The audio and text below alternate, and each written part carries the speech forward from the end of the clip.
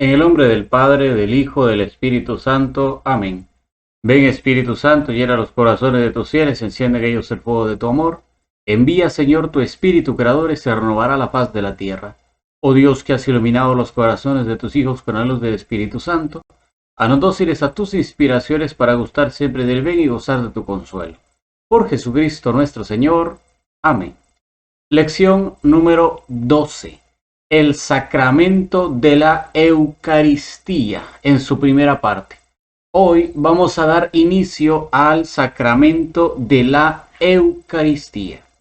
¿Y qué vamos a empezar diciendo sobre la Eucaristía? Pues que la Eucaristía puede definirse como el sacramento en el cual se contienen el cuerpo y la sangre de Cristo bajo las especies de pan y de vino para el alimento del alma. La Eucaristía, dice, es la que se contienen en manera real, no simbólica, no aparente, no puede ser que sí, no. Están realmente presentes el cuerpo y la sangre de Cristo, aunque nosotros lo que veamos sea vino y pan. Es el cuerpo y la sangre de Cristo y sirven para alimento de nuestra alma.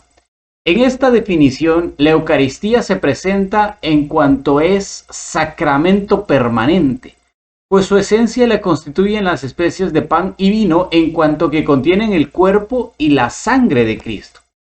Luego también es sacramento en tanto que permanecen en las hostias consagradas el cuerpo y la sangre de Cristo. Por eso se dejan en reserva, se llevan al Santísimo, un monumento en Semana Santa, y se hace adoración perpetua porque ahí está presente el cuerpo y la sangre de Cristo.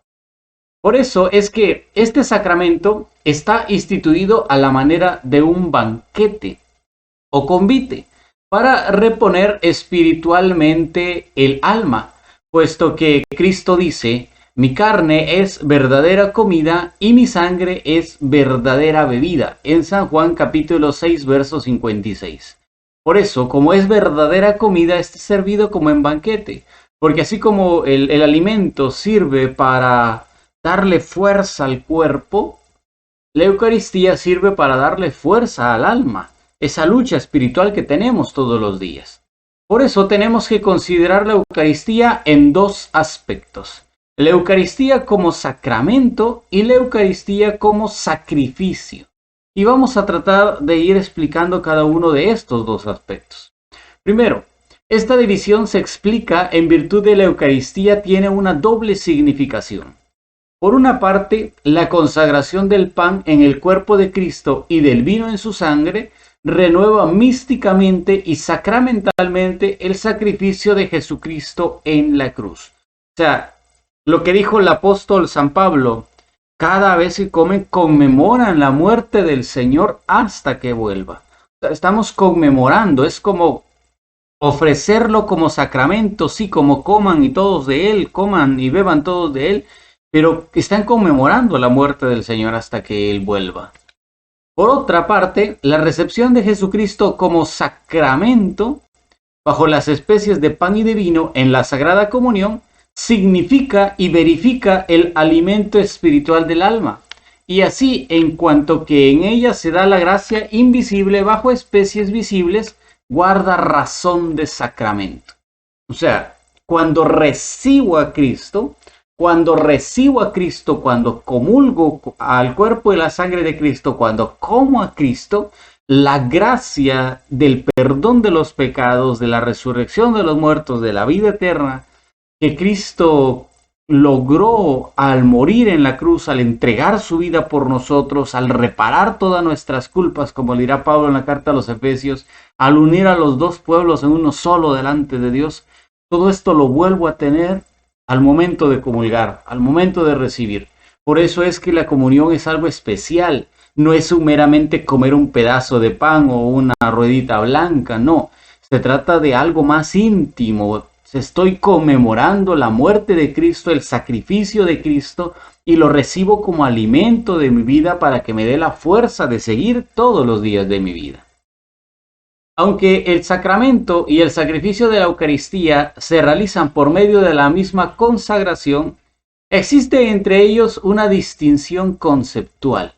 La Eucaristía es sacramento en cuanto que se nos da Cristo a través de ella como manjar del alma. Y es sacrificio en cuanto que en ella Cristo se ofrece a Dios como oblación por nuestros pecados. El sacramento tiene por fin primario la santificación del hombre. El sacrificio tiene por fin primario la glorificación de Dios. La Eucaristía como sacramento es una realidad permanente. Como sacrificio es una realidad transitoria, puesto que el sacrificio ya se hizo una sola vez y para siempre, nos dirá en la palabra de Dios. Se entiende como sacramento entonces la hostia ya consagrada en la comunión, en la reserva del sagrario, en la exposición del Santísimo, en la hostia que dejan en la sagrada custodia cuando hacen las horas santas, y se entiende como sacrificio la Santa Misa. Esto es cuando se lleva a cabo la consagración. El sacramento entonces surge de la misa y se queda ahí, guardado en el sagrario, en la reserva, expuesto en la custodia en el Santísimo, para que la adoren todos los que crean en la Sagrada Eucaristía. Y el sacrificio es solamente en la misa, conmemorando el sacrificio de Cristo en la cruz. La Eucaristía es también el sacrificio de la Iglesia. La Iglesia, que es el cuerpo de Cristo, participa de la ofrenda de su cabeza.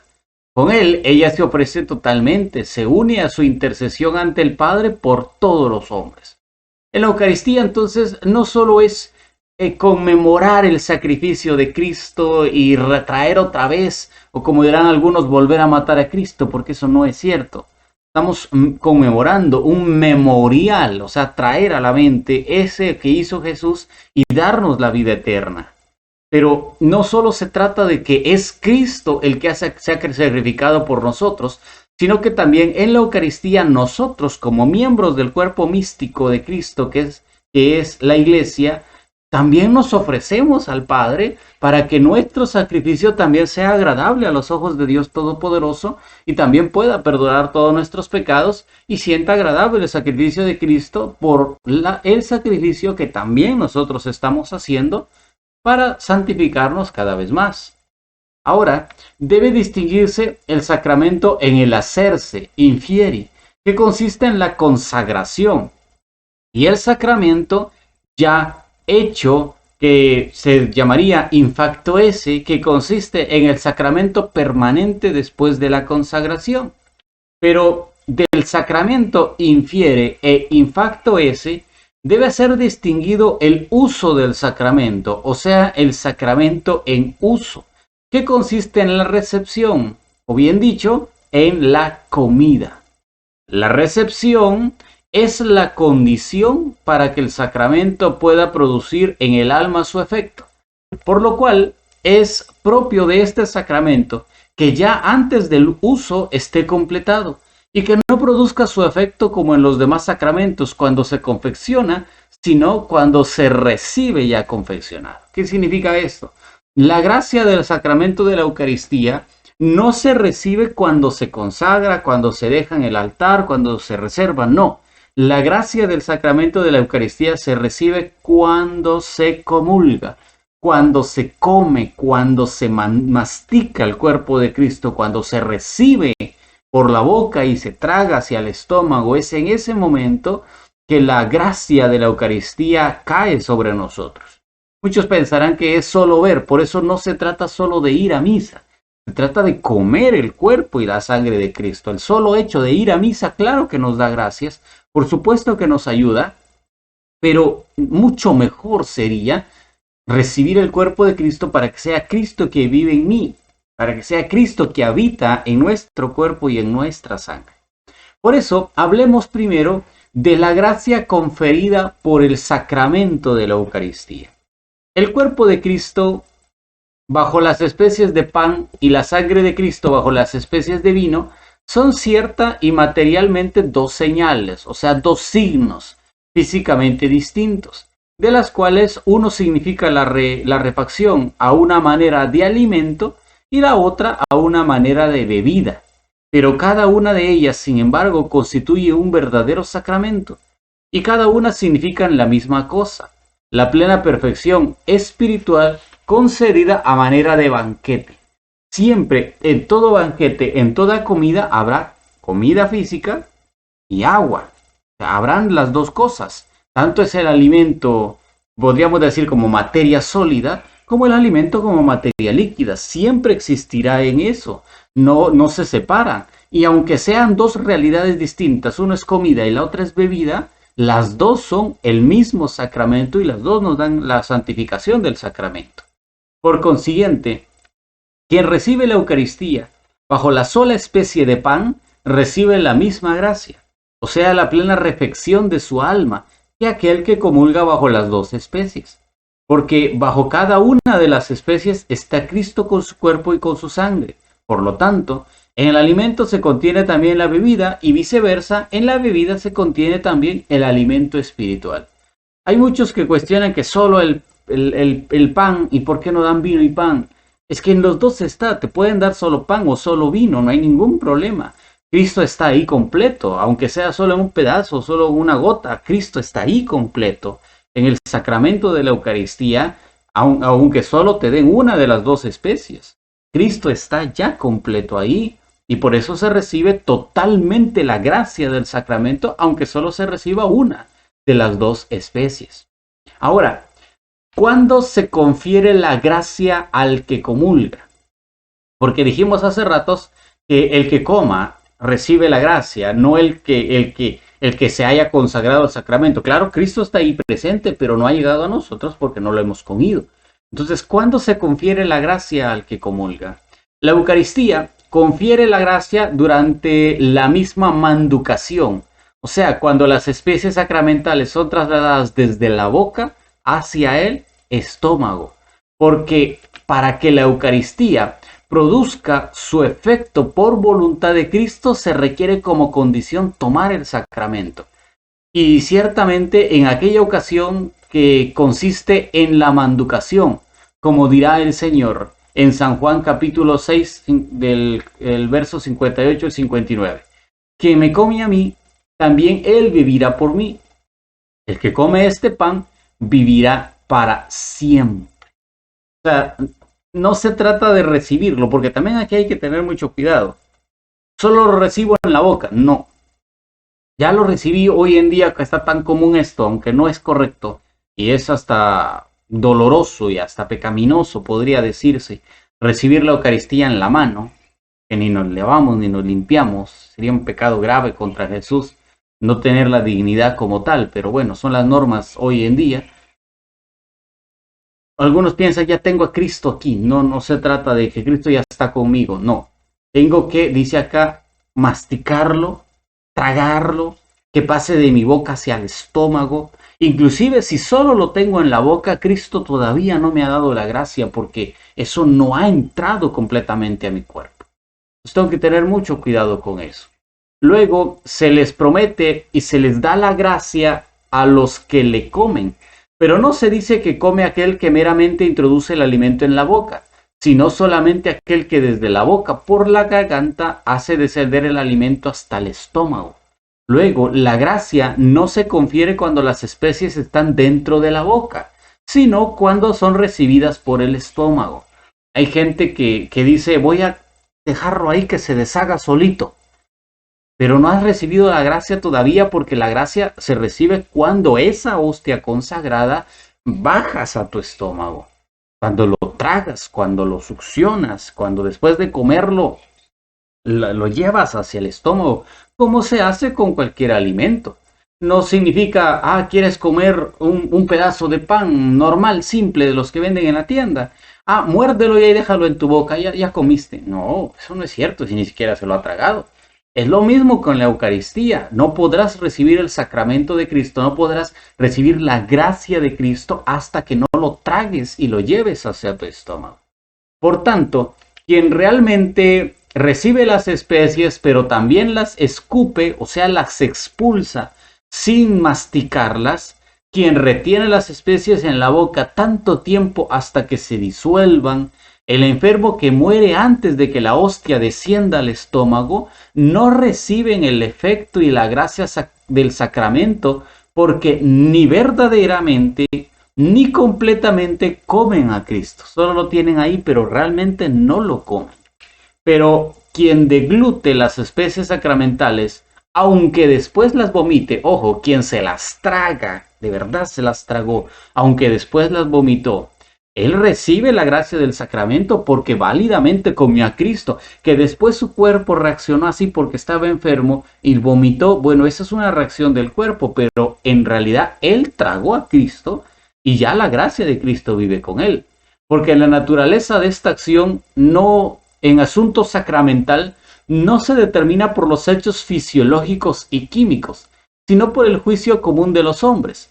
Así que vulgarmente se dice comer no quien introduce el alimento en la boca, sino quien lo traga de ese alimento recibido hacia el estómago. Por eso también ahora hablemos sobre la presencia sacramental de Cristo.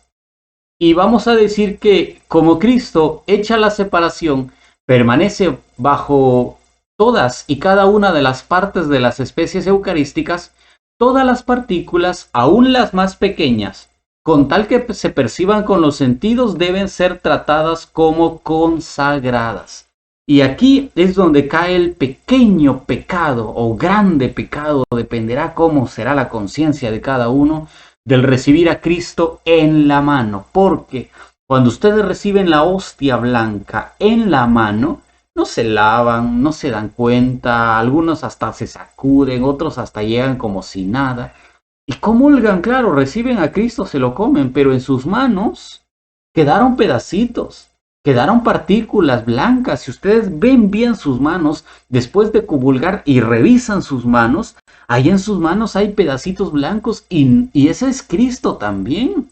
Porque se ven, se distinguen a los ojos, por lo tanto está Cristo presente aún en la más pequeña partícula. Dice aquí, con tal que se perciban, con tal que los pueda ver.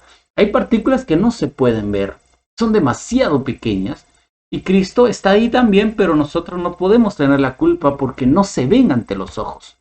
Pero hay partículas que se ven, que son algo grandecitas, y las sacuden o simplemente las tiran y no se dan cuenta de lo que están haciendo. Entonces, debe de ser tratado todo como consagrado, tanto la hostia grandotota como la partícula más pequeña, dice. Es cierto que también permanecen consagradas las partículas más diminutas, que en cierto sentido no se pueden percibir por los sentidos. Pero no podemos exigir que se le tenga tanto cuidado a eso, porque ¿cómo vamos a exigir que eso tengan cuidado si no se ve? Son demasiado, demasiado delgadas. Pero las que se ven por Dios, hay que tener mucho cuidado con eso. En la Eucaristía, Cristo permanece realmente mientras las sagradas especies permanezcan íntegras y deja de estar presente a la vez que las especies se corrompen. Pero cuánto tiempo las sagradas especies permanecen íntegras después de su toma no puede ser determinado con una regla general. Esto depende de la fuerza digestiva del estómago, que es diversa en los diversos casos. Es cosa manifiesta. Por eso puede suceder que en un enfermo las especies no estén corrompidas todavía después de una media hora. Parece que se debe andar por la vía de en medio y sostener que las especies ordinariamente están corrompidas dentro del cuerpo de uno más o menos a los 15 minutos después de haberlas recibido. ¿Esto por qué? Porque hay algunos que inmediatamente comulgan y después van a comer. Y no se trata de eso, porque tienen a Cristo. O sea, respeten un momento, por lo menos. Esperen a que la hostia se disuelva totalmente en su estómago, a que Cristo se una totalmente a ustedes. Ya después coman todo lo que quieran. Pero espérense un momento. Hagan el debido ayuno, el debido respeto, la divina abstinencia durante ese momento de que Cristo está dentro de cada uno de nosotros. Hablemos ahora de la consagración de una especie sin la otra, solo del pan o solo del vino.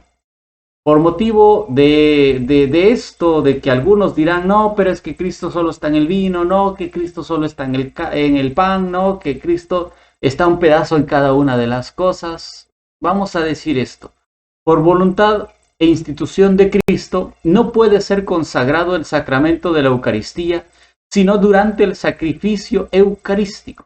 Pues Cristo quiso que sólo entonces se consagrase cuando se ofreciera el sacrificio y viceversa. que el sacrificio fuese ofrecido siempre que se haga la consagración. O sea, no se puede consagrar sino solo dentro de la misa. Por tanto, la razón del sacramento de la Eucaristía, por voluntad de Cristo, no puede ser separada de la razón del sacrificio. Del mismo modo exactamente que por voluntad del mismo Cristo Señor, la razón del sacramento para los fieles no puede ser separada de la razón de contrato matrimonial. Por lo tanto, cuantas veces se ofrece el sacrificio por voluntad e institución de Cristo, se requiere la consagración de ambas especies, pues Cristo en la última cena consagró ambas especies. Cristo dijo: haced esto en conmemoración mía, en 1 Corintios 11, 24 al 25. ¿Qué significa esto? Cristo tomó pan, Cristo tomó vino, por lo tanto, no puede ser posible que solo se consagre pan. Tienen que consagrarse el pan y el vino, los dos, aunque uno primero y otro después, pero que se consagren los dos, no pueden separarse. La forma con la cual se consagra una especie significa y causa su efecto independientemente de la otra. Por eso el pan es consagrado válidamente antes de que se consagre el vino. Por lo cual, una especie sin la otra puede sin ninguna duda ser consagrada válidamente.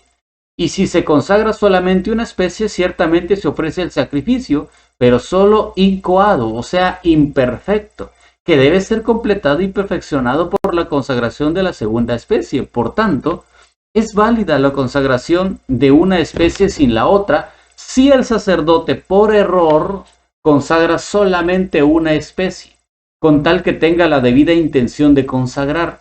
Así pues, si uno consagra una sola de las dos especies sin la otra, realiza ciertamente el sacrificio, pero no ofrece completamente el sacrificio de Cristo. Pero por derecho divino y eclesiástico, nunca es lícito consagrar una sola especie, ni por una gravísima causa, por ejemplo, para dar la comunión a un enfermo que de lo contrario morirá sin el viático. Esto lo dice el canon 927 del Código de Derecho Canónico. No se puede, o sea, sí se puede, sí es válido, pero no es lícito consagrar solo una de las dos especies. Lo correcto es consagrar las dos al mismo tiempo, porque Cristo así lo hizo en la última cena. Tomó pan y vino y consagró los dos al mismo tiempo. Ahora bien, ¿cuáles son los efectos que nos da la recepción de la Sagrada Eucaristía? El Concilio de Trento enumera algunos de los siguientes efectos. En primer lugar, la nutrición espiritual del alma, que consiste en el aumento de la gracia santificante, de las virtudes y de los dones del Espíritu Santo, con derechos a especiales gracias actuales, que se conceden en atención a la Eucaristía, recibida para conservar la vida sobrenatural por medio de las buenas obras, también para aumentarla y perfeccionarla según la promesa del Señor.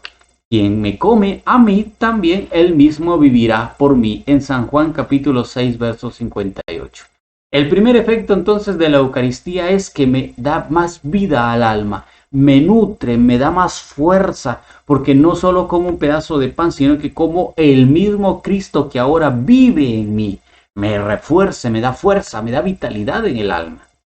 El segundo efecto es la íntima conjunción del alma con Cristo y con su cuerpo místico por la gracia y la santidad, la cual en este sacramento se busca de suyo y por razón de sí, y por lo tanto constituyen el efecto esencial de este sacramento.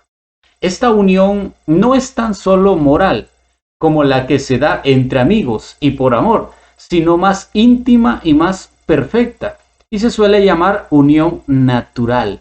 Se explica por los santos padres con varias analogías, como por ejemplo, lo que el fermento es respecto a la harina, lo que el sarmiento es a la vid, lo que el fuego es al hierro candente. Así es el alma del comulgante que se une y se hace semejante a Cristo el Señor. En las cosas creadas no existe unión tan perfecta como entre Cristo y el alma del comulgante. No solo entre el alma y Cristo, sino también entre los hombres particularmente, y entre las razas y entre las naciones, produce un vínculo de unión y de caridad y una señal y un medio de unión entre los fieles de la Iglesia Universal entre sí. O sea, no es cualquier unión. Nos une tan íntimamente que podemos decir lo que dijo San Pablo. Ya no soy yo quien vive, es Cristo quien vive en mí. Porque me une tan profundamente a Él que me da la gracia de poder que mi alma se una a la de Cristo. Además de la unión espiritual de Cristo con el alma del comulgante, en este sacramento también se realiza la unión física del cuerpo de Cristo con nuestro cuerpo, en cuanto que la carne de Cristo por medio de las especies de la Eucaristía se unen con contacto físico a nuestro cuerpo y lo santifica de manera especial por el influjo de su cuerpo. ¿Esto qué significa? Que en realidad no solo recibimos a Cristo como presencia real, sino que el cuerpo de Cristo se une a nosotros y ya somos uno con Cristo, no solo en alma, en espíritu, sino también en cuerpo. Por eso se dice en cuerpo y alma. Tercer efecto, la disminución del fomento de la concupiscencia, o sea, la mitigación de ese deseo de pecar, de ese deseo pecaminoso, se disminuye poco a poco cuando recibo la Eucaristía. Este efecto no solo se produce por aquello de que confiere la gracia para vencer las tentaciones procedentes de la concupiscencia, ni solamente porque de un modo especial aumenta la caridad, el cual aumento de la caridad va dirigido hacia las cosas de arriba. Indirectamente disminuye los movimientos de la concupiscencia, sino también porque directamente la disminuye y la restringe, y es tanto moral como físicamente.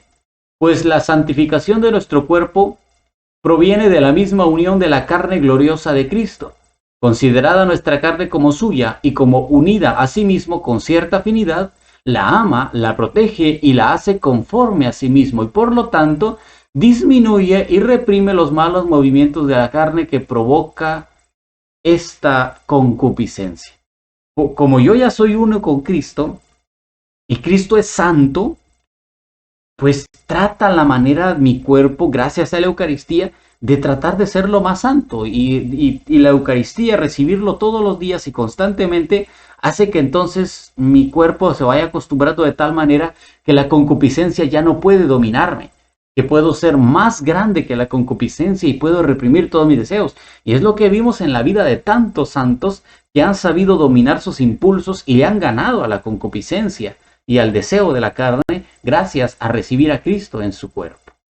Cuarto efecto, la resurrección gloriosa de los cuerpos.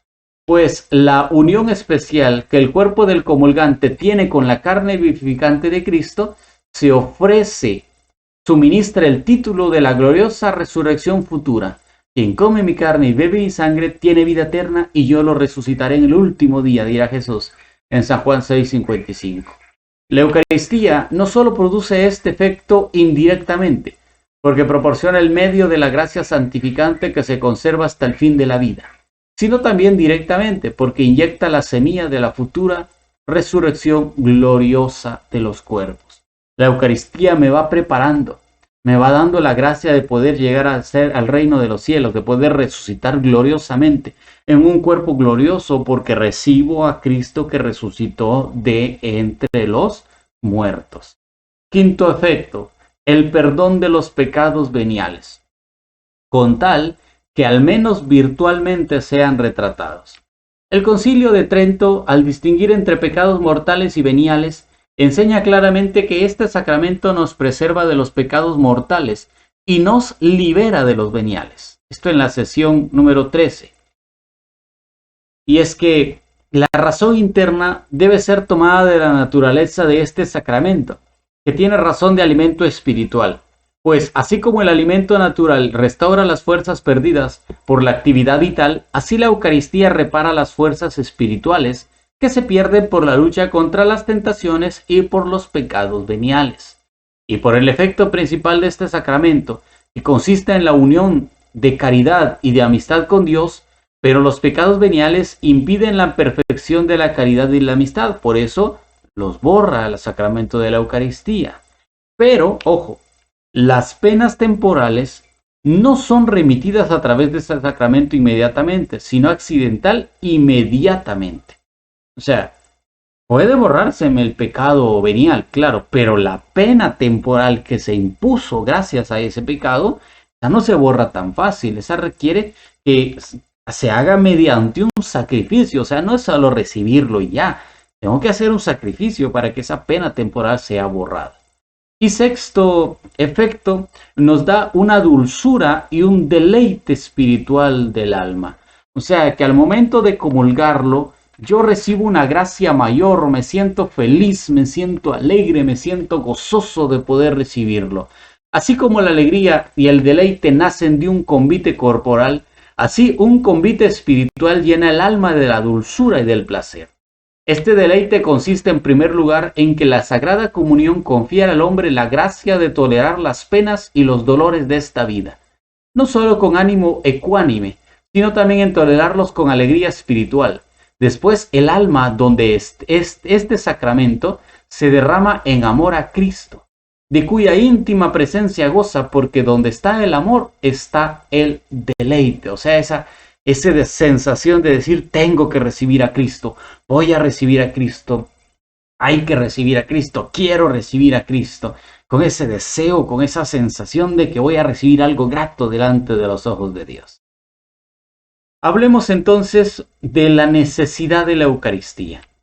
Hemos dicho que el único sacramento absolutamente indispensable para salvarse es el bautismo. Si un niño recién bautizado muere, se salva, aunque no haya comulgado. Sin embargo, para un bautizado que ha llegado al uso de razón, la Eucaristía resulta también requisito indispensable, según las palabras de Jesucristo en San Juan 6:53. Si no coméis la carne del Hijo del Hombre y no bebéis su sangre, no tendréis vida en vosotros. ¿No sería razonable que un hombre alcanzara la salvación que es unión con Dios sin tener en la tierra al menos el deseo de la Eucaristía, que también es unión con Dios? Para aquellos que inculpablemente ignoran la verdad de fe, la necesidad de recibir físicamente la Eucaristía sería necesidad de deseo, porque tuvieron que haber deseado recibir a Cristo algún día. En correspondencia con este precepto divino, la Iglesia ordena en su tercer mandamiento que al menos una vez al año y por Pascua de Resurrección todo cristiano con uso de razón debe recibir la Eucaristía. También hay obligación de comulgar cuando se está en peligro de muerte. En este caso la comunión se recibe a modo de viático, que significa preparación para el viaje hacia la vida eterna.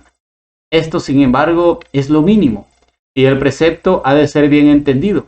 La Iglesia desea que se reciba al Señor con frecuencia, mucho mejor si se recibiera diariamente el cuerpo y la sangre de Cristo.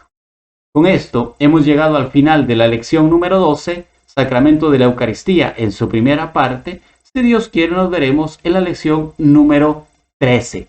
Sacramento de la Eucaristía en su segunda parte. Que Dios los bendiga. Ave María Purísima, sin pecado concebida, en el nombre del Padre, del Hijo, del Espíritu Santo. Amén.